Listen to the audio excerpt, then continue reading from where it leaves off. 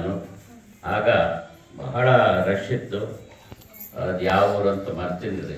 ಹಂಗಾಗಿ ಇವತ್ತು ಭಾಳ ಹತ್ತಿರದಲ್ಲಿ ಅವರ ಒಟ್ಟಿಗೆನೇ ಇರಬೇಕಾದಂಥ ಒಂದು ಭಾಗ್ಯ, ಪೂರ್ವಜನ್ಮದ ಪುಣ್ಯ ಪಡೆದಿದ್ದು ನಾನು.